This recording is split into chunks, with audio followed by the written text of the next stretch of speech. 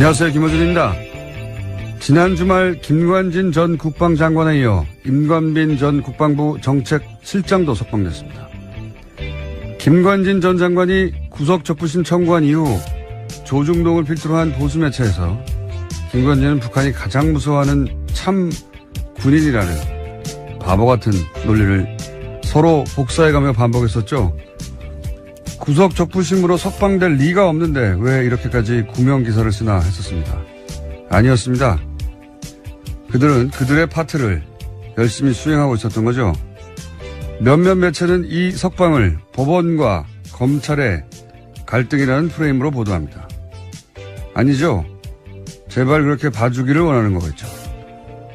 군이 군의 기밀 조직을 통해 대선에 개입한 사건이자 전직 대통령과 직접 연결되는 사건의 핵심 책임자들을 그냥 풀어준 겁니다. 이 사건은 검찰과 법원의 법리가 부딪힌 게 아니라 법을 통해 세우려는 새로운 질서와 그 새로운 작동을 막아선 과거 세력의 힘이 부딪힌 거죠. 역사는 이런 힘을 반동이라고 합니다. 반동의 성공은 구체제의 부활이죠. 김어준 생각이었습니다. 아주 주말 사이에 재밌는 뉴스가 많이 나왔습니다. 네, 뉴스가 정말 많았습니다. 자, 임관빈 정책실장도 풀려났죠? 예, 지난 24일인데요. 김관진 전 장관과 같이 구문댓글 부대 관련 혐의를 받고 있었습니다. 그런지 구속된 지 13일간인데 김관진 전 장관이 구속적부심으로 석방되자 임 전 실장도 구속적부심을 청구했고요. 법원이 이를 받아들였습니다. 신광열 수석부장판사는요. 혐의는 다툴 여지가 있고 증거를 없애거나 도망갈 우려가 있다고 보기 어려워서 석방했다라고 밝혔습니다. 이게 말이 안 되는지는 저희가 잠시 후 일부에서 이정열 전 부장판사 오늘은 직접 수준에 나옵니다. 네, 나와서 자세히 다루기로 하고 되돌아보니까 딱딱 맞아 떨어져요. 그러니까 구속적부심 청구부터 이상한 거죠, 이게. 예. 법적으로 변한 게 아무것도 없는데 그럼 청구 자체를 안 하는데 안 되니까 근데 청구를 합니다. 그리고 조선일보를 필두로 북한이 제일 무서워하는 참군인. 예. 제가 계속 바보 같다고 비웃었는데. 근데 조중동이 계속해요. 원래 조중동은 안 될 일은 붙들고 있지를 않아요. 왜냐하면 그러다가 진짜 안 되면 조중동 영향이 없다는 걸 인정하는 거 아니에요. 그런데도 계속 붙들고 있어서 여기 참 이상하다. 이거 컨트롤 타워가 있긴 있는 것 같은데 왜 이러나 억지스럽게. 설마 구속적부심으로? 에이 설마. 그런데 그 양승태 전 대법원장이 직접 꽂았다고 하는 신경일 판사가 그 어려운 걸 해냈죠. 예. 그러면서 또 기사가 나옵니다. 김관진은 청구할 생각이 없었는데 변호사가 하자고 해서 참군이니까 직접 하자고 할 수는 없잖아요. 그리고 또 이어서 상관이 풀려났는데 당연히 부하도 석방돼야 또 청구합니다. 이런 기사가 나오고. 그리고 나서는 이제 주말에는 검찰과 법원의 갈등 이런 프레임이 나왔죠. 하루 종일 포털탑에. 왜 이런 일이 벌어졌냐. 검찰과 법원이 갈등해서 그렇다는 거예요. 그렇게 봐주길 원하는 거죠. 그 다음 포털의 메인은 신광열 판사에 대한 비난 여론이 있었잖아요. 예. 뭐 인터넷에도 그렇고. 여당에서도 그런 비판이 예. 있었습니다. 그러자 신 부장판사를 적폐로 매도한다. 처단 선동하고 있다. 신상털이, 유언비어, 가짜뉴스, 인신공격, 사법부 독립을 침해한다. 뭐 이런 그 비판을 이렇게 몰아가죠. 그리고 이런 비난에도 불구하고 신광열 부장판사는 석방을 결정했다. 부당한 여론 압력에 굴하지 않고 할 일을 했다. 이런 뉘앙스 기사가 또 나오고. 그리고 댓글 부대가 요즘 기승입니다. 아주 딱딱 맞아떨어져요. 그런 일이 벌어졌어요. 이건 그냥 단일 사건이 아니라, 예, 저는, MB의 반격, 예, 구체제의 반격이라고 봅니다. 반동이라고 하죠, 이런 걸. 잠시 후에 다루기로 하겠고, 그러자 전병헌 수석도 기각이 됐죠? 영장. 네, 지난 25일 새벽인데요. 영장 기각됐습니다. 검찰은 롯데홈쇼핑이 방송 재승인을 대가로 전 전 수석이 명예회장으로 있던 한국e스포츠협회에 3억 원을 후원했다라고 봤는데요. 이에 대해서 서울중앙지법 강부영 부장판사는 범행 가당 여부와 범위에 대한 다툴 여지가 있다면서 구속의 필요성을 인정하기 어렵다라고 밝혔습니다. 또 관련 자료가 대부분 수집돼서 증거인멸과 도주 우려가 크지 않다라고 설명했습니다. 저는 전병헌 전 수석은 MB가 살렸다 그렇게 봅니다. 김관진, 임관빈 석방하다 보니까 형평을 맞추고 이렇게 된 것이다. 재청구하겠죠. 재청구하면 영장이 발부될 가능성이 높다. 저는 그렇게 보고요. 또 관련 뉴스가 많으니까 쭉쭉 이어가 보죠. 네, 적폐 사건의 핵심 피의자들이 잇따라서 검찰 소환도 거부하고 있는데요. 박근혜 정부 국정원에서 특수활동비 1억 원을 받은 혐의를 사고 있는 최경환 자유한국당 의원이 내일로 예정된 검찰 조사에 불응하겠다라고 밝혔습니다.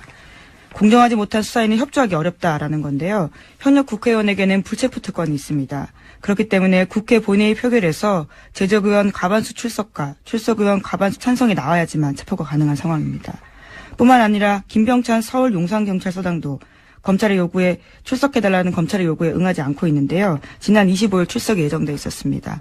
하지만 시간이 더 필요하다라면서 검찰에 의사를 전달했다고 하는데요. 김병찬 서장 같은 경우에는 2012년에 댓글 사건 관련해서 국정원과 수시로 통화해서 정보를 줬다라는 혐의를 받고 있습니다. 그러니까 이제 김관진, 임관빈부터 반동이라고 제가 표현했는데 반동의 기운이 아주 과거 인사들 다들 안 나오려고 하는 거죠 지금. 최경환 의원도 안 나오려고 하고 그리고 이 의원 원유철 의원 또 사실은 대상이 수사 대상입니다. 대상이 돼 있고 그리고 경찰도 안 나오려고 그래요. 용산 경찰서장 김병찬 다들 안 나오려고 하고 있습니다. 네. 네, 여긴 이미 25일 출석이었는데요. 나오지 않았습니다. 지금 이렇게 한 사람 뭐 김관진 임관빈이 풀려난 거 이외에도 전체적으로 다 이런 거대한 움직임이 있다 현재. 네.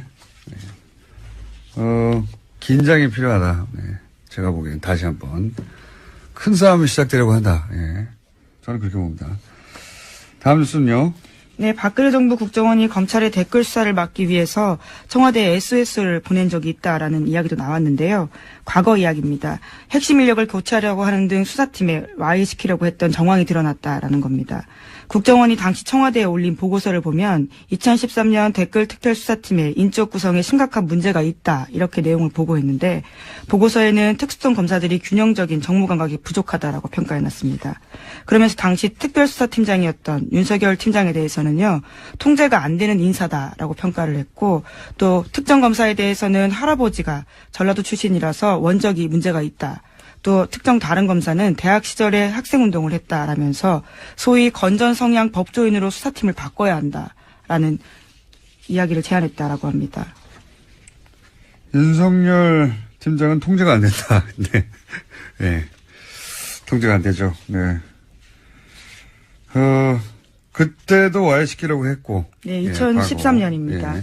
실제로 그때 그래서 윤지검장 같은 경우에는요 결과적으로 쫓겨나는 상황이 됐었습니다. 윤지검장만 쫓겨났나요?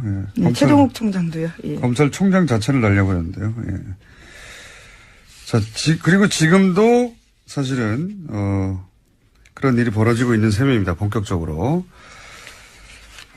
전체 흐름이 그렇다는 거. 자, 다음 수는요. 네, 국정원 업무에 불법 관여한 의혹을 받고 있는 우병우 전 수석에 대해서 검찰이 지난 24일 또다시 압수수색을 벌였습니다.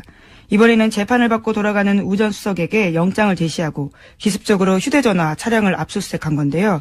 이제까지 우 전 수석 같은 경우에는 제대로 압수수색하지 않았다라는 비판이 많았는데 이번에는 기습적으로 압수수색을 해서 현재 사용하고 있는 휴대전화까지 확보했다고 합니다. 현재 사용하는 휴대전화. 이렇게 하지 않으면 뭐 다 날려버리니까요. 자, 우병우 전 수석은 사실은, 엄청난 확률로, 불가능한 일들이 연속으로 벌어진 분이죠. 통신영장이라고, 원래 이제 수사 대상이 되면, 일단 기본적으로, 누구와 통화했는지부터 알아보잖아요. 이거는, 안 내줄 확률이 1%도 안 되는 건데 연속으로 안 내줬어요. 네, 그래서 이례적이다라는 보도도 꽤 있었습니다. 그냥 이례적인 게 아니에요. 이건 일어나지 않을 일이 일어난 거예요. 우병우 전 수석과 관련해서는 아무것도 수사하지 못하게 하는, 예. 이제 하도 그러다 보니까 이제 갑자기 들이닥쳐가지고 갖고 있는 휴대전화를 차에서 내리는데 뺏은 거죠. 압수수색한 건데 여기서 뭐가 나올지 모르겠습니다. 이제 우병호 전 수석에 대해서는 검찰도 어떻게든 해보려고 하는데 여태까지 실패해왔어요. 자, 그래서 이런 아무도 모르게 이런 영장 발부해서 아무도 모를 수는 없겠죠. 여하간 갑자기 기습적으로 닥쳤다라는 건데요. 이런 경우는 잘 없는데. 네. 이와 관련해서는 오늘 아침 한겨레 신문 보도가 있는데 이 과정에서 현직 검찰 간부가 우병우 전 수석과 추명호 전 국정원 국장의 연결고리 노릇을 했다라는 보도도 있습니다. 그러니까 내부에 일종의 프락치라고 표현하나요? 뭐 이런 사람들이 있다 보니까 검찰이 굉장히 기습적으로 압수수색했다라고 보는 건데요. 대검찰청에서는 해당 간부에 대한 감찰을 착수했습니다. 알겠습니다. 다음 뉴스는요. 뉴스가 많아요. 네, 국가정보원 댓글 수사를 방해한 의혹 등으로 참고인 검찰 수사를 받다가 숨진 변호사가 있습니다. 국정원 직원이었는데요. 정치호 변호사입니다. 이 변호사의 유족이 사망 경위에 대해서 진상규명을 요구하고 있습니다. 유족과 변호인단이 지난 24일에 기자회견을 열었는데요. 사망 경위에 관한 의혹을 제기하고 철저한 수사를 촉구했습니다.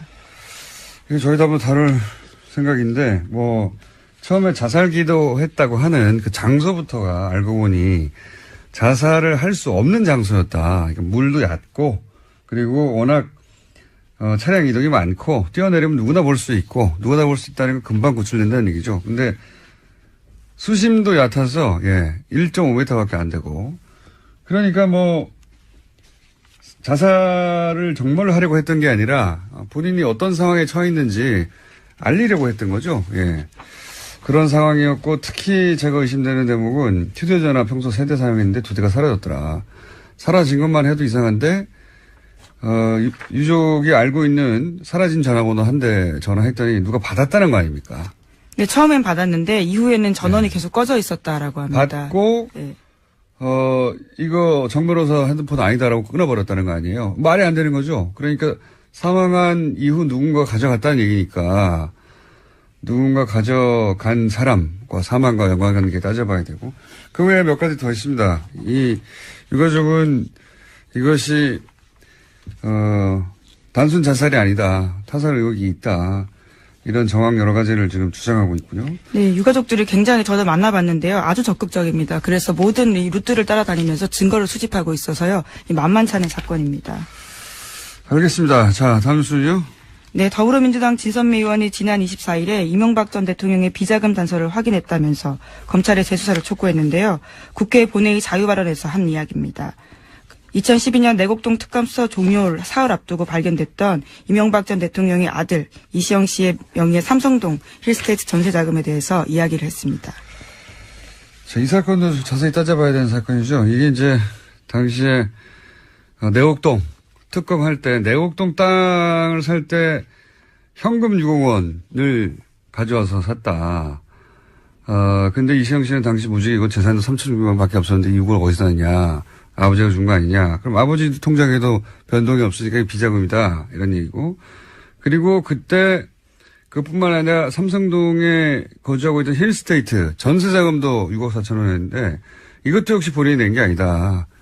근데 이 돈은 청와대에서 준 거다 하는 정황이 나왔죠. 청와대의 총무기획관, 거기가 이제 김백준 씨, 소위 이제 평생 이명박 전 대통령의 집사 역할을 했던 여기서 나온 건데 여기서 이제 국권이 나오죠. 네. 2006년 이후 발행이 중지되어 있다라고 하는데요. 국권. 그러니까 아주 오랫동안 묵힌 돈이다라는 거죠. 오랫동안 있던 비자금이 나왔다. 네. 요 사안도 이미 특검이 조사해서 자료가 있으니 빨리 수사해라. 예, 그 비자금 어디서 났냐. 이런 이야기고요. 자, 또 하나가 이제 정유라 씨. 소위 이제 제가 이게 새로운 뭔가 기운이 있다 이거. 정말 진짜 전쟁이 새로 시작된 거 아니냐 이런 얘기를 했는데 정유라 씨 집에 40대 이모 씨가 침입을 했어요. 네, 강도가 침입했는데요. 지난 25일에 발생한 일입니다. 현장에서 붙잡힌 강도 같은 경우에는요. 처음에 정유라 씨와 금전거래가 있다라고 했다가 말을 바꿨습니다. 카드빚 2,400만 원 때문에 범행을 저질렀다라고 하는데요. 경찰은 강도 행각의 무게를 두고 이 씨에 대해서 강도 상해 혐의로 구속영장을 신청했습니다. 저는 이 사건을 굉장히 이상하다고 봅니다. 단순 강도라고 보기엔. 더군다나 계속 얘기하지만 기운이 이상하잖아요, 요즘. 예. 그래서, 요 사안 취재 중인, 이게 좀 이상하군요. 주진우 기자, 저희가 미디어 잠깐 연결해 보겠습니다. 주진우 기자. 안녕하십니까. 네. 방금 전까지 전화기가 꺼져 있어가지고 저희 제작진이 난리가 났었어요. 네. 네, 인지 일어났습니다. 자, 이모 씨가, 조사 초기에는 경찰에 정유라 씨하고 돈 문제가 있다고 했다가 나중에는 그게 아니고 카드빚 2,400 갚기 위해서 강도했다. 이렇게 번복했는데 이게 단순 강도로 보기에는 이상한 점부터 일단 짚어보면 어떻게 있습니까? 범행이 발생하자마자 이상하지 않습니까? 그런데 예.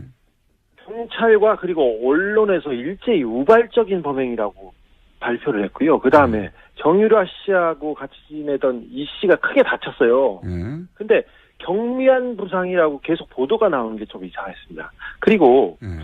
장소와 시간이 강도 범행을 하기에는 최악입니다. 정유라 씨가 살고 있는 그 압구정 동 미띠 빌딩의 1층에는 인기 있는 베트남 음식점이 있는데요. 주말 오후 3시는 피크타임이에요. 그래서 1층에 손님이 많고요. 줄을 서거나 그리고 발레 파킹하는 아저씨들이 여럿 있습니다. 그리고 그래서 누군가 고함만 질러도 그냥 바로 검거될 수 있는 그런 환경인데 일주일 이상 그 강도 범행을 도모한 사람이 찾기에는 너무 그 멍청한 선택이었습니다. 일단 기본적으로 오후 3시 사람이 드글드글하는 곳에 대낮에 강도를 하러 간다는 게 이상하고 그리고 이게 이제 강도라는 건 침입 목적이 아니라 돈을 뺏어서 도주가 목적이에요. 도주 계획이 그렇죠. 예, 도주 계획이 수립이 돼야 되는데 침입할 때부터 이미 수희 아저씨하고 마주쳤다는 것은 얼굴이 다 노출되는 거잖아요. 그죠? 네, 이게 도주하기에는 굉장히 어려운 그 빌딩이에요. 정유라 씨 집은 지하 1층하고 1층에서 출입구에 그 카드를 이렇게 대고 올라가야 되는데요. 지하 1층에서 1층에 저기 경비 아저씨가 있어요. 아까 말했듯이 1층에는 발레 아저씨들이 덩치 큰 아저씨들이 많습니다, 거기에. 근데 그래서 지하 1층에 가서 택배 왔어요. 그리고 경비원을 일단 협박해가지고요. 인터폰을 하게 하고 이렇게 인터폰을 하게 하고 이 경비 아저씨를 묶고 이렇게 올라가는데 여기까지는 치밀합니다. 그 가짜 총과 칼까지도 그 준비한 걸 보면 여기까지는 총도 준비했어요? 아니 칼을 준비했다? 칼과 가짜 총도 있었어요. 가짜 총도 있었어요? 네네. 근데 그렇게 묶어놓고 거기 준비까지는 치밀했는데 그리고 지하로 올라간다는 것까지 알았어요. 이건 쉽지 않은데 그걸 보고 올라갔는데 도주 생각은 아예 없었다고 봅니다. 그 건물 내부에 CCTV도 있었을 거 아닙니까? CCTV 이제 많습니다. 많습니다. 그래서 근데 그 이미 올라가면서 자기가 노출될 것을 알고 있었다고도 봐도 무방합니다. 그러니까요. 원래 이제 도망가는 계획을 못 세우면 아예 들어가지도 않는 건데, 자, 그렇게 실제로 집에 들어가서 좀 경찰 발표는 금품을 요구했다고 하는데 실제 금품을 요구했답니까? 들어가서? 아니요, 돈을 요구하지도 않았고요.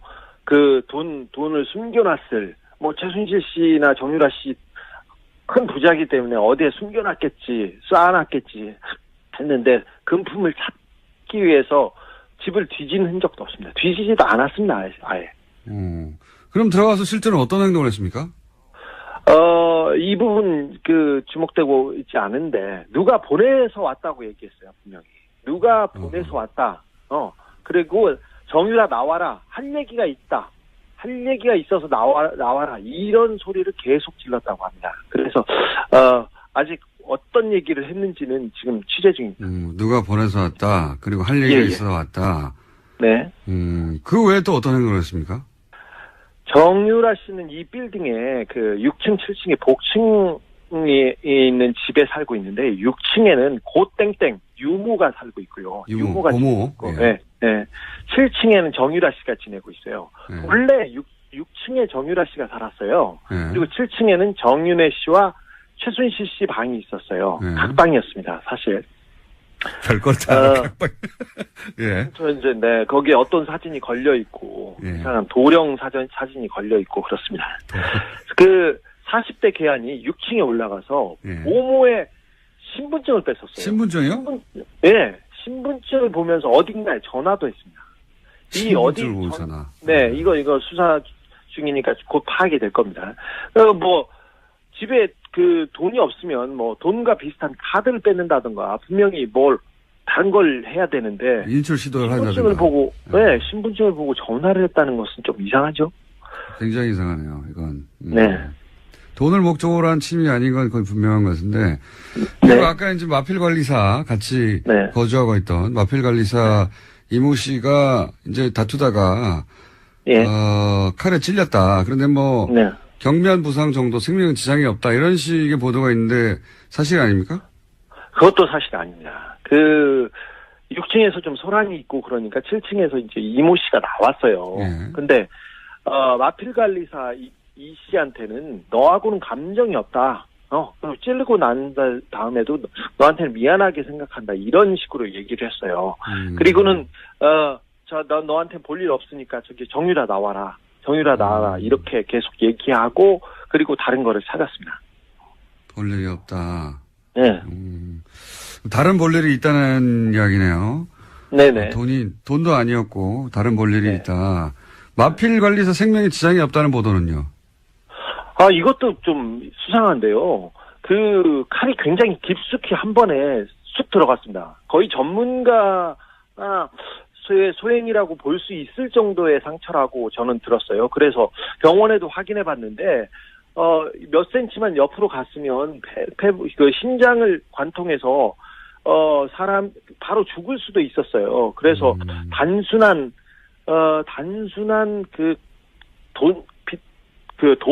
빚 때문에 벌인 범행이 분명히 아니라는 것은 분명합니다. 피가 너무 많이 나서요. 네. 그 생명에 지장을 줄 뻔했습니다. 범인이 전과가 없는 초범이었는데요. 칼을 매우 잘 쓴다는 특징이 있습니다. 그렇군요. 그럼 신고는 네, 누가 한 겁니까? 신고한 사람도 안 나왔는데. 예. 네, 사실 초범이 이렇게 칼 쓰다가 이거 쉽지 않거든요. 손 다치고 힘든데 이거 말끔하겠습니다. 신고는요. 괴한이 소란을 피우고 이 씨하고 격투가 벌어졌지 않습니까? 그래서 정유라 씨가 아이하고 이렇게 방의 문을 잠그고 방 문을 붙들어 잡고 있으면서 전화를 했습니다. 정유라 씨가 누가 신고했는지 보도가 안 돼가지고. 그러면 정유라 씨 정도는 굉장히 중요한 증인인데 경찰이 건물을 감시하고 신변보호하고 있지 않았나요? 사실 경찰 한 명이 보호하고 있었습니다. 근데 이모 씨가 이 부분도 따돌리고 들어갔습니다. 심상치 않네요. 그러면 마지막 질문인데 이게 돈도 목적이 아니고 무슨 할 말이 있어 왔다. 신분증을 뺏어서 어디론가 전화했다. 종합적으로 볼 때 따로 볼 일이 있었다고 했던 그 볼 일은 뭐라고 지금 아직 취재 중이긴 하겠지만. 네, 이거 봅니까, 파악 중인데 사실 박근혜 최순실 씨 주변에서는 이런 일이 많이 있습니다. 누가 죽거나 다치거나 그리고 뭐 정유라 씨, 장시호 씨가 뭐 누구 사람을 만난다던가 남자를 만나면 조폭을 보내는 경우도 특별한 일은 아니니까요. 근데 이 사건에서는 의심해볼 정황이 너무 많습니다. 특별히 정유라는 박근혜, 최순실, 이재용에게 가장 중요한 증인입니다. 특별히 박근혜와 이재용 씨의 뇌물 사건이에요. 뇌물의 실질적인 증거 있지 않습니까, 이분이. 그래서 지난 재판에서 이들에게 불리한 증인을 해가지고 이재용 부회장한테 유죄를 받는 결정적인 증거가 되기도 했으니까요.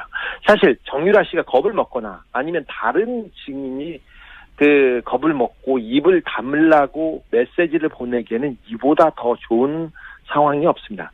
특별히 적폐 수사 자체를 흔들어볼 목적으로 지금 세력이 규합되고 이상한 징후들이 많이 보이는데 이걸 목적으로 누구를 그 사람을 보냈을 가능성을 열어놓고 이 범행의 동기와 배후를 파헤쳐야 된다고 봅니다. 분명히 우발적인 범행은 아니었습니다. 알겠습니다. 오늘 여기까지 하겠습니다. 감사합니다. 네. 네, 시사인 주진우 기자였습니다. 저는 특히 이 집 보모 신분증을 뺏었다는 게 이게 이상하네요. 왜냐면은 신분증 봐서 뭐예요? 아무 상관이 없잖아요. 근데 그걸 강도라고 생각하면 이상한데 그게 아니라 거기에 있는 모든 사람의 심리적 압박, 거기 같이 있던 마필 관리사 유일한 남자였거든요. 그 사람은 칼로 찌르고 그리고 보모는 신분증을 누구한테 신분을 불러준다고, 주민등록번호 불러준다고 생각해봐요. 부모 입장에서 굉장히 심지 압박이거든요. 누군가 내가 여기 근무하는 걸 알고 있다. 그런 목적이 아니었을까. 그렇지 않고서는 대낮에 들어가서 신분증을 뺏어가지고 전화하고 내가 누가 보냈다 할 얘기가 있다. 이럴 리가 없죠. 그 도주의 계획이 없잖아요. 이건 기본적으로 침해 계획만 있어요. 굉장히 이상한 사건이다. 예, 저는 그렇게 봅니다. 자, 오늘 여기까지 할까요? 네, 인사드리겠습니다. 여기까지 할 거면 그냥 중간에 보낼 걸 그랬어요.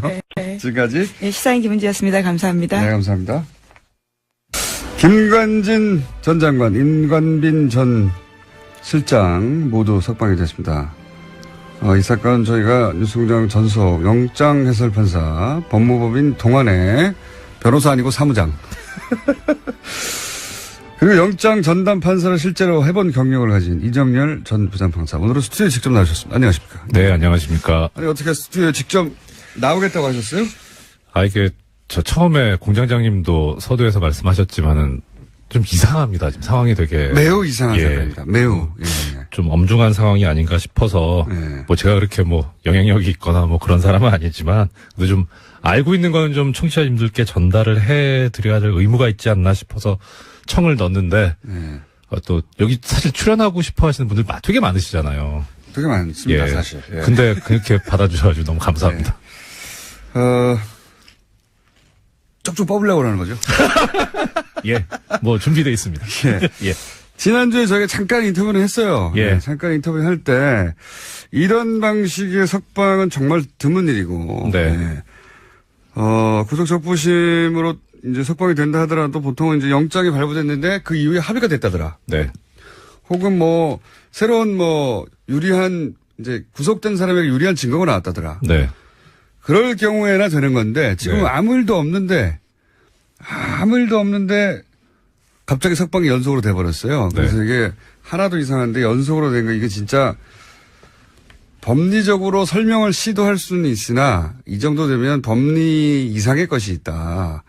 그러면서 이제 형사수석 그 부장 그 자리는 대법원장이 꼭 찍어서 발령한 자리인데 대법원장이 꼭 찍어서 발령한 그 사람이 이 석방을, 어려운 석방, 예, 불가능하다고 생각한 법조인들은 석방을 해냈기 때문에 그런 관점에서 이걸 좀 바라봐야 된다. 네네. 거기까지 하셨죠. 예, 그렇습니다. 예. 그러면 이제 그 금요일 날 하고 또 달라진 점은 김관진 전 장관뿐만 아니라 임관진 전 실장까지도. 예, 임관빈. 네. 예, 임관빈 전 실장까지도 풀려났어요. 예. 더더욱 이상한 거죠. 어마어마하게 이상한 거죠. 그렇죠. 예. 네. 이거 조금 전에 이제 공장장님 말씀하셨던 대로 구속적부심이 사정 변경이라고 하는데 유리하게 이제 변경이 된. 그 법조계에서는 사정 변경이라고 합니까? 사정이 변경되었다는 거죠. 아무것도 아닌데 전문 용어처럼 쓰는군요. 예. 그렇죠. 사정이 변경된 거죠. 예. 예. 그러니까 사정 변경이 없는데 석방 결정을 하니까 종전의 영장 판사의 구속영장 발부 결정을 뒤집는 경우가 그렇게 흔하지가 않다는 네. 말씀을 드렸는데 더 이제 임관빈 전 실장 같은 경우에는 더 한 게 네. 두 사람 사이 석방 결정에 차이점이 하나 있지 않습니까? 돈 내고 나가라는 그렇죠. 거니까 1,000만 원 보증금 내고. 네. 예. 그래서 이게 사실 이런 제도가 제도 취지는 참 좋아요. 그래서 원래 그 구속을 하는 게 도주 우려가 있거나 증거인멸의 우려가 있을 경우에 하지 않습니까? 네. 그런데 증거인멸의 우려가 없다면 그러면 도주 우려가 설령 있다고 하더라도 돈을 내게 해서 나중에 이제 도망가면 그 돈이 몰수가 되니까. 돈 날릴 걱정 그렇죠. 때문에 못 도망가게 하는. 그러니까요. 근데 1,000만 원 때문에 도망 안 가나요? 좀 액수도 적긴 한데 뭐 그건 예. 지금 별 문제고. 뭐 한 10억 정도 걸었으면 모르겠어요. 그러니까요. 예. 뭐 하여튼. 근데 왜 이렇게 뭐랄까요? 구차해 보이는 1,000만 원 때문에 도망 안 갈 리도 없는데 무슨 1,000만 원 걸고 풀어줬지? 이거 왜 그런 겁니까? 그러니까 일단 제 생각에는 이건 추측인데 당초에 김관진 전 장관에 대한 석방까지는 염두에 뒀던 것 같아요. 예. 그런데 그 다음에 이제 임관빈 전 실장이 또 청구를 하니까 예. 그냥 그림상으로는 사실 상급자가 나갔는데 예. 하급자를 구금해 둔다는 게 이상하잖아요. 예. 지시를 그러니까 한 사람도 나갔는데. 그렇죠. 그러니까 형평상 풀긴 풀어야 되겠는데 네. 그런데 이제 김관진 전 실장하고 김관진 전 장관하고 임관빈 실장하고 실장 차이가 뭐냐면 차이가 혐의가 정치 관여 부분은 서로 지금 뭐 공통이 돼 있는데 네. 임관빈 전 실장 같은 경우는 뇌물 부분이 있어요. 뇌물 부분. 예. 네. 그러니까 사실 이건 풀기가 어려워요. 더 어렵다. 더 어려워요. 그 다음에 뭐 다른 시간에 기회가 되면 혹시 말씀드릴 수 있을지 모르겠지만 김관진 전 실장 같은 경우에는 법리적으로 무죄다라는 주장을 변호인이 했거든요. 아예. 예. 근데 그 주장이 이제 뭐 틀린 주장이긴 하지만 틀린 주장이지만 무슨 얘기를 했냐면은 국무위원이기 때문에 무죄다 이런 주장을 했어요. 국무위원이니까 정치 관여할 수 있다. 뭐. 그렇죠. 한마디로 말하면. 네. 네. 그런데 임관빈 전 실장 국무위원도 아니거든요. 그러니까 석방의 논리 자체가 아예 없다. 그렇죠. 예. 그래서 거기 결정을 보면 뭐라고 돼 있냐면 일부 혐의에 대한 다툼의 여지가 있다 이렇게 나오거든요. 예. 근데 일부 혐의가 뭔지를 모르겠어요. 정치 관여를 얘기하는 건지 아니면은 뇌물수를 얘기하는 건지. 그러니까 워낙 풀어줄 명분이 없으니까 예. 그럼 돈 내고 나가라 그렇죠. 하는 제도를 활용했다. 예. 근데 사실 이게 조금 전에 말씀드렸던 대로 제도의 취지는 좋은데 이 유전무죄 무전유죄가 될 수 있거든요. 그렇죠. 그런데 그러기에도 액수도 너무 작아요. 예, 그건 그래요. 그래서 판사들 같은 경우에 이런 제도가 있긴 하지만 우리나라 실상에서는 이거 안 맞는다 해서 잘 안 쓰거든요. 근데 그것까지 이제 쓴 거예요. 그러니까. 하다 안 되니까. 그러니까요. 그러니까, 야, 이거 좀 너무한 거 아니냐. 꼭 풀어주고 싶었네요. 꼭 풀어줘야만 했겠죠. 정말로 꼭 풀어주기 위해서 그렇다고 이제 그 수석 부장판사 아무나 되는 게 아니지 않습니까? 그렇습니다. 실력은 좋은 거잖아요. 실력 있어야죠. 그러니까 온갖 끌어다 땡길 수 있는 거는 다 박박 끌어 쓴 거군요. 이게. 그렇죠. 그리고 게다가 이 실력도 실력이지만 지금 신광열 수석 같은 경우에는 제 기억에 아마 2012년 9월에 고등부장 승진한 걸로 알고 있어요. 네. 그러니까 지금 거의 5년 넘었잖아요. 네. 고참이에요. 고등부장으로서도 좀 있으면 이제 법원장 될 사람인 거예요. 그러니까 실력도 실력이지만 경험도 상당히 경륜도 풍부한 분이죠. 그러니까 이제 저 구석에 있어서 아무도 안 쓰는 것까지 갖다 쓴 거죠. 그만큼 이 법을 아는 사람들이 내부적으로 보기엔 야 이렇게까지 해서 풀어주나 이런 사안이라는 거죠. 그렇죠. 예. 그렇게 해서 풀어줬습니다. 예. 풀어줬는데 여기서 이제 한 가지 정도만 따져볼까요? 뭐 법리를 따질 이유가 없다고 하셨는데 말이 안 돼서 방어권 보장 위해서 풀어줬다고 했잖아요. 김관진 전 장관이. 이게 왜 말이 안 되는 겁니까? 그러니까 보통 이제 방어권 보장을 위해서 석방을 하는 경우에 구속영장 청구를 기각하거나 하는 이유는 뭐냐면 일단 검찰 측에서 이러한 범죄 혐의가 있다고 구속영장을 청구를 하잖아요. 그리고 이제 자료를 제시를 하죠. 예, 소명 자료를. 그럼 보면은 당연히 이제 어느 정도 증명이 되겠죠. 그러니까 검찰이 청구를 하는 거고. 근데 거기에 대해서 피의자 측이, 그러니까 영장 청구의 대상이 된 피의자가 사실은 이게 이렇게 된 거다고 자기한테 유리한 주장을 합니다. 그러면서 일부 증거를 또 제시를 해요. 그럼 재판부에서 보기에 이게 변명이 말이 된다. 설득력이 있다. 그 설득력이 있는데 이걸 뒷받침하려면 조금 더 증거를 수집해야 되는데 구속을 해놓으면 사실 제일 증거를 잘 알고 있는 사람은 피의자 본인이잖아요. 그러니까 이렇게 구금을 해놓으면 검찰은 자유롭게 증거를 수집할 수 있는데 피의자는 구금이 돼가지고 자유롭게 증거를 수집할 수 없으니까 형평에 어긋난다 해서 방어권 보장을 해서 푼다는 거예요. 그러니까 전제는 뭐냐면 증거 수집을 위해서 필요한 거죠. 그렇죠. 본인에게 유리한 증거. 피의자가 말하는 게 말이 되는 것 같은데 피의자한테 유리한 증거를 수집하려면 자의 몸이 돼야 되니까. 그렇죠. 이런 논리죠. 네, 그렇죠. 그러니까 이거는 사실관계 문제하고 법리의 문제가 있는데 보통 이제 다툴 때 혐의를 다툴 때 근데 증거의 문제니까 이건 법리의 문제가 아니고 사실관계의 문제인 거죠. 사실관계를 다투겠다는 거. 내가 그 돈을 줬다. 예. 그랬는데 그 준 증거가 5개쯤 있는데 한 2개밖에 못 모았고 3개 또 모아야 된다. 예. 예. 그렇죠. 뭐 그럴 때 이제 그 세 사람을 만나면서 막 그 증거를 찾아야 되니까. 그렇죠. 예. 예. 그럴 때 내가 보내주는 건데. 풀어주는 건데. 그러니까 그러면은 이 재판부 논리대로 하면 이 사실관계에서 증거 수집에 지금 필요성이 있구나라고 이해는 할 수 있어요. 근데 재미있는 게 이 김관진 전 장관의 변호인이 언론 인터뷰를 하면서 뭐라 그랬냐면 모든 증거가 다 수집돼 있다. 이런 얘기를 해요. 증거 인멸할 이유가 없다 이거죠. 그런 얘기인 것 같아요. 예. 다 수집돼 있는데 검찰도 뭐 증거 인멸할 그 여지가 없지 않냐. 다 수집돼 있는데. 그렇죠. 예. 그래서 증거인멸 우려가 없다는 취지로 그렇게 얘기를 한 것 같은데 이때의 증거는 검찰 측 증거만 있는 건 아니죠. 모든 증거 다 수집돼 있으니까 그렇죠. 본인들 증거도 다 수집됐다는 그렇죠. 얘기도 하죠. 그러니까 방어권 보장의 문제가 아니게 되는 거죠. 자승자박을 해버린 거예요. 자기들도 모든 증거가 다 모여있다고 했는데 뭘 나가서 또 증거를 모으냐. 예. 예. 그러니까 이것을 이렇게 변호인이 주장을 하는데도 방어권 보장 얘기가 나온 거라면 이거는 둘 중에 하나잖아요. 변호인이 주장하는 거를 눈을 감아버린 거예요. 에이, 네가 그렇게 설령 얘기는 하지만 그럴 리가 없어. 밖에 또 증거 또 있을 거야. 유리한 증거. 예, 그렇거나 예. 아니면은 이 방어권 보장이라고 한 부분이 잘못 쓴 거라는 거죠. 잘못 판단한 거라는 거죠. 잘못 판단이라기보다는 쓸 게 없어서 썼겠죠. 굳이 법리적으로 따지자면. 그런데 이제 법리적으로 말이 안 된다는 건 이 말씀하셨고, 근데 이제 법리가 무의미하다, 네. 다른 의도가 있다 이렇게 말씀하셨잖아요.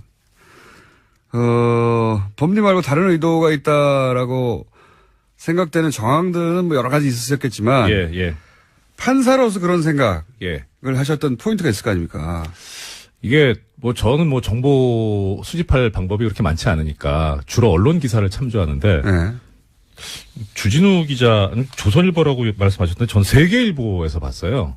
어떤 기사? 세계일보에서 그 얘기 하더라고요. 저기 아까 공장장님도 처음에 말씀하셨는데 원래 김관진 전 장관은 구속적부심 신청을 할 생각이 없었는데 참군인이라서 참군인. 부하들의 책임을 다 지려고 그래서 참군인이라서 구속적부심 신청하면 이상하다라고 해서 안 하려고 했는데 변호인이 강하게 권유를 해가지고 그래서 어쩔 수 없이 했다. 그게 이제 원래는 비판 여론을 이제 왜 구속적부심 신청했냐. 네. 그리고 물타기 하고 석방된 이후에도 우호 여론을 조성하고 그러니까 참군인이기 때문에 네. 안 하려고 했는데 할 수 없이 변호인이 시켜가지고 했다. 네. 이렇게 이제 말아주는 기사인데. 예. 그러니까 그게 김관진 전 장관이 참군인일 수는 있겠죠. 전 잘 모르겠어요. 그거는 아는 바 없고. 주진은 참치군인이라고 합니다만. 참 정치군이라고. 일단 법률계 쪽에서 보자면 변호인이 얘기한 게 좀 눈길이 가는 거예요. 네, 법전의 관점에서 보자면 변호인이. 그러니까 의뢰인이 나는 적부심 신청 안 하고 싶은데라고 했는데 변호인이 주장해가지고 적부심 신청했다는 기사대로라면. 거예요. 예. 법무법인 발언이라고. 발언이죠. 예. 그 유명한 BBK를 담당했던. 그렇죠. 그 대표 변호사. 이명박 전 대통령과 아주 밀접한 관련이 있는.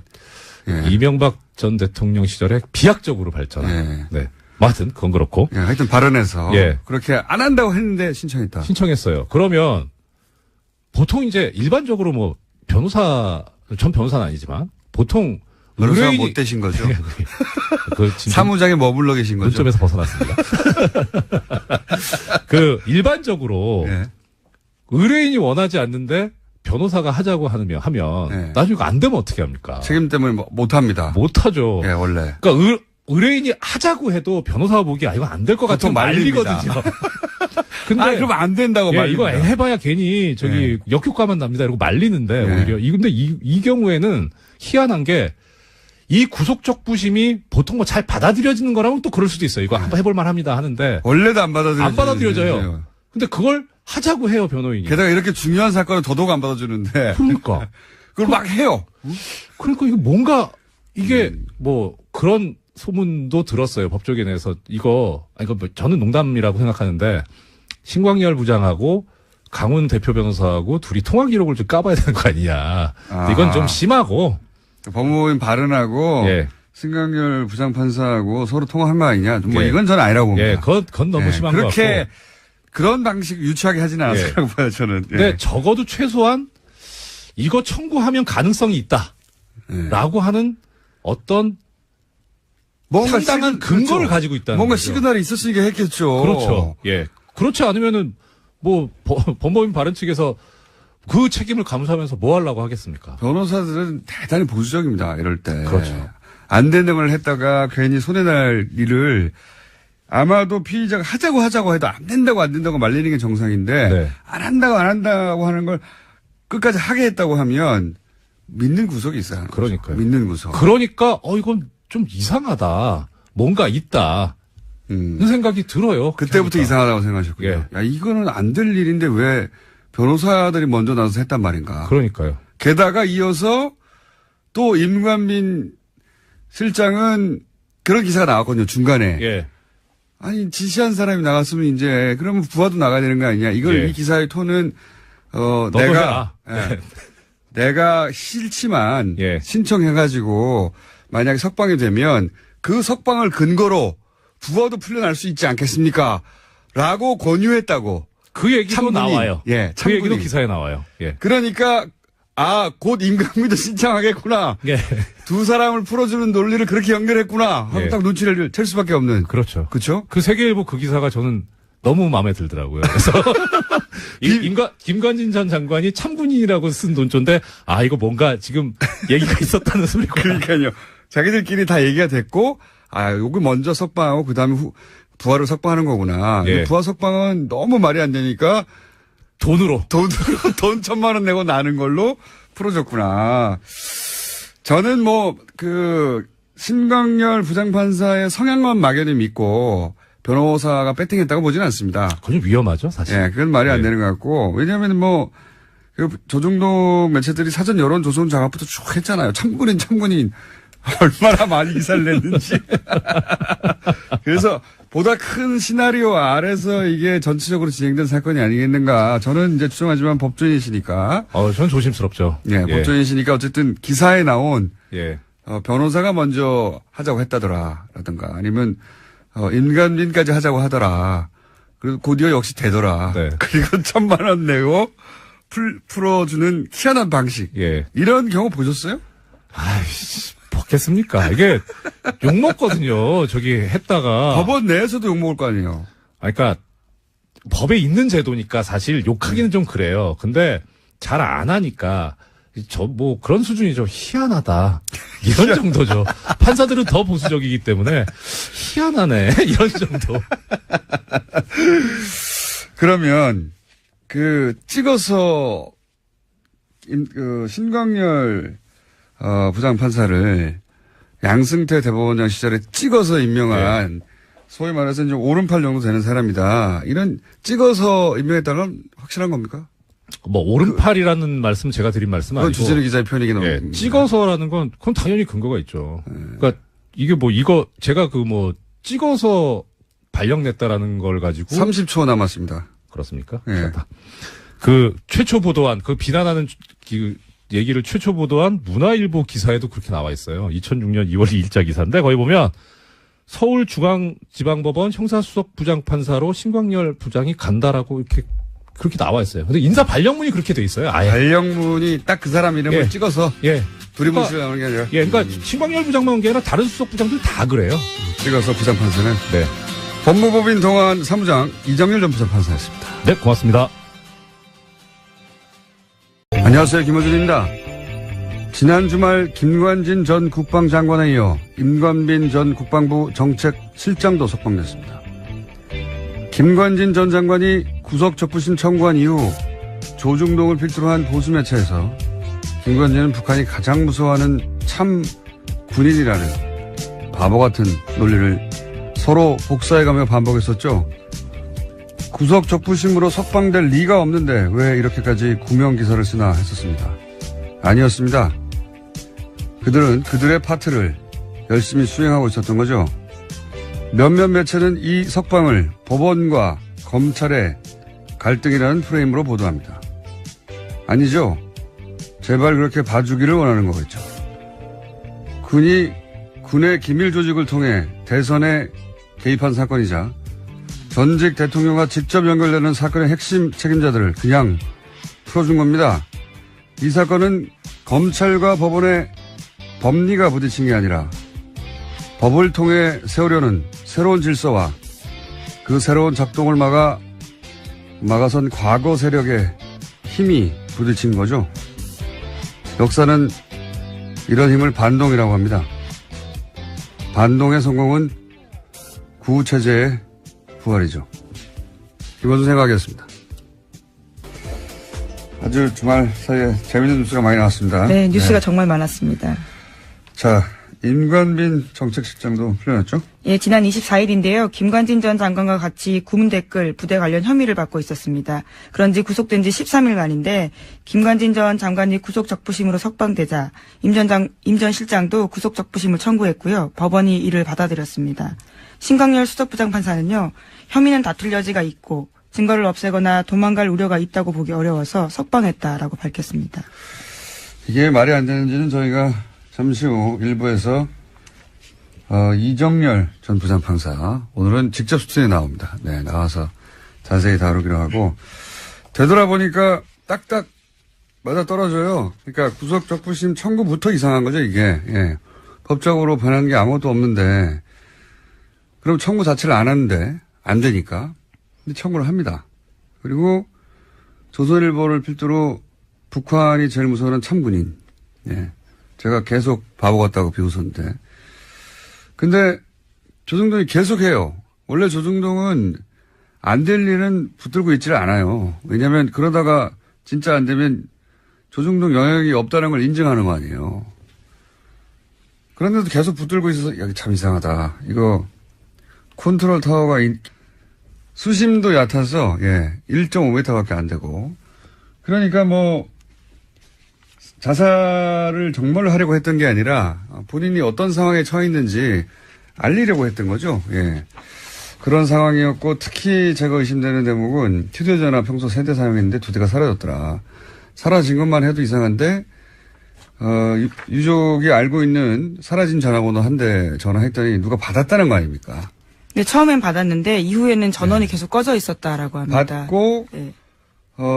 이거 정 변호사 핸드폰 아니다라고 끊어버렸다는 거 아니에요? 말이 안 되는 거죠. 그러니까 사망한 이후 누군가 가져갔다는 얘기니까 누군가 가져간 사람과 사망과 연관관계 따져봐야 되고 그 외에 몇 가지 더 있습니다. 이 유가족은 이것이 단순 자살이 아니다. 타살 의혹이 있다.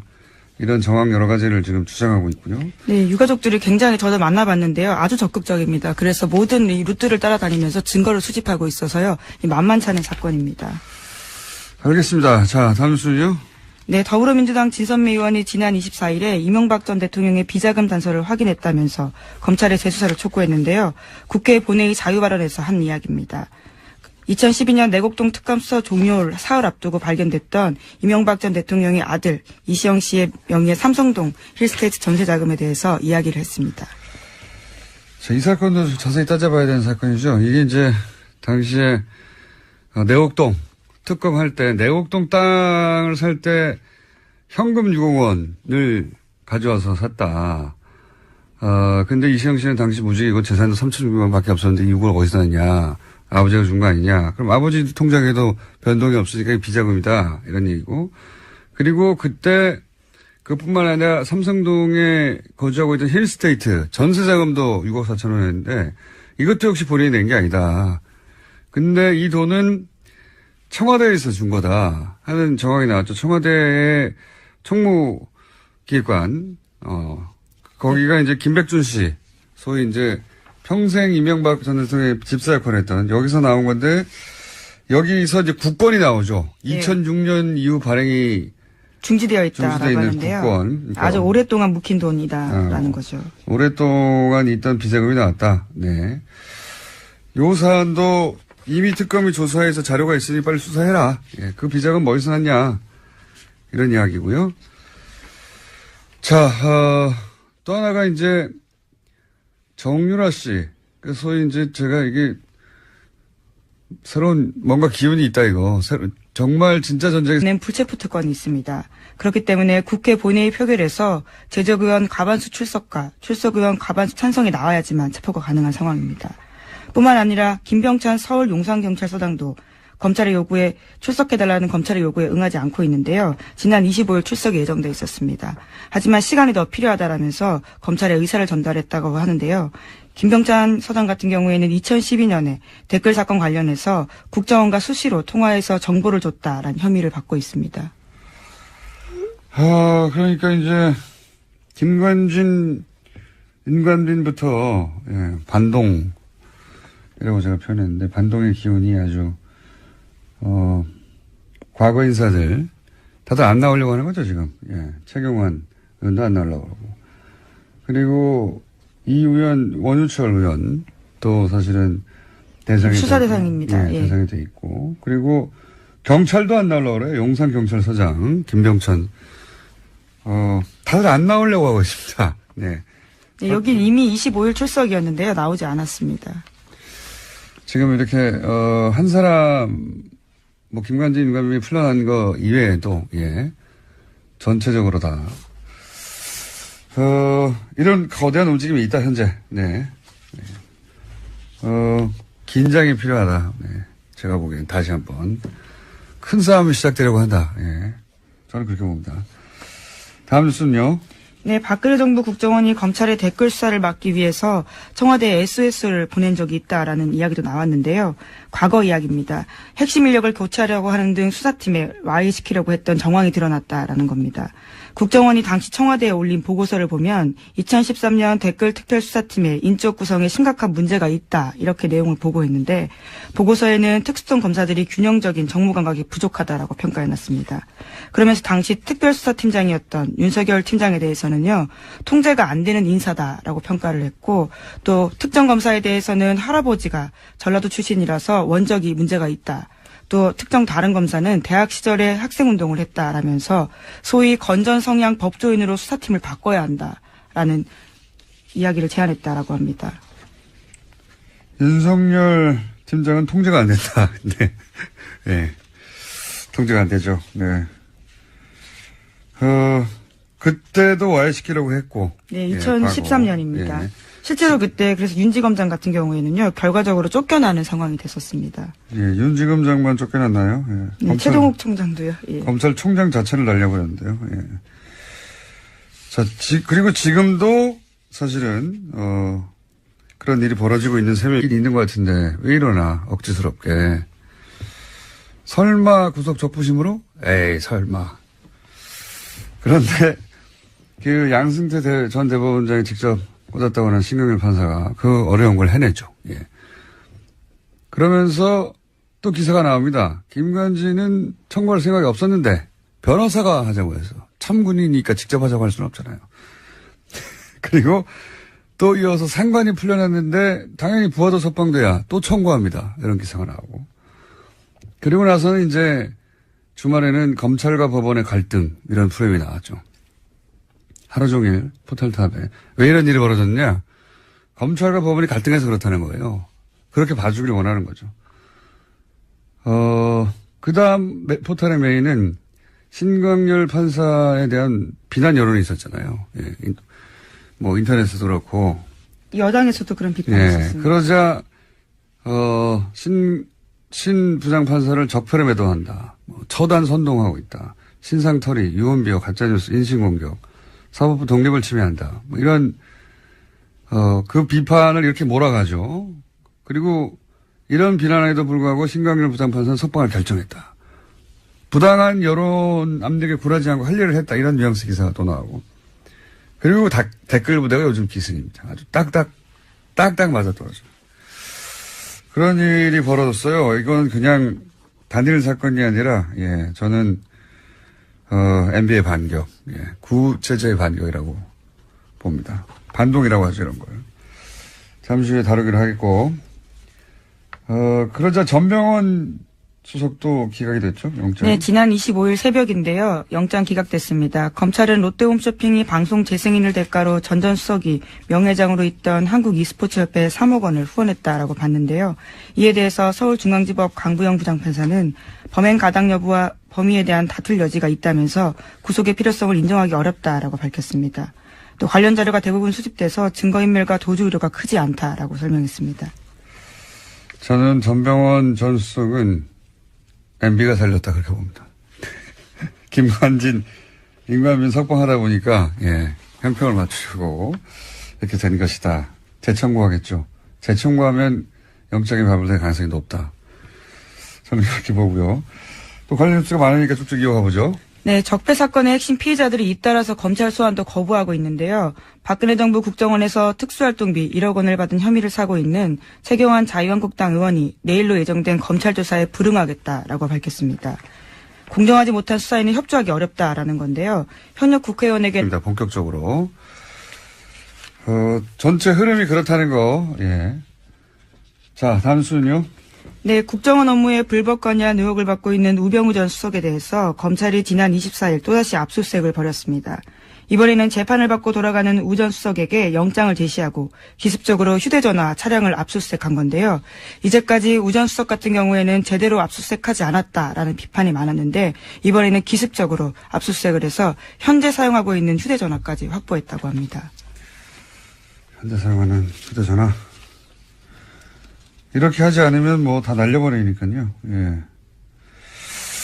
자, 우병우 전 수석은 사실은, 엄청난 확률로, 예, 불가능한 일들이 연속으로 벌어진 분이죠. 예. 통신영장이라고, 예. 원래 이제 수사 대상이 되면, 일단 기본적으로, 누구와 통화했는지부터 알아보잖아요. 예. 이거는 안 내줄 확률이 1%도 안 되는 건데, 연속으로 안 내줬어요. 예. 네, 그래서 이례적이다라는 보도도 꽤 있었습니다. 그냥 이례적인 게 아니에요. 이건 일어나지 않을 일이 일어난 거예요. 우병우 전 수석과 관련해서는 아무것도 수사하지 못하게 하는, 예. 이제 하도 그러다 보니까 이제 갑자기 들이닥쳐가지고 갖고 있는 휴대전화를 차에서 내리는데 뺏은 거죠. 압수수색한 건데 여기서 뭐가 나올지 모르겠습니다. 이제 우병우 전 수석에 대해서는 검찰도 어떻게든 해보려고 하는데 여태까지 실패해왔어요.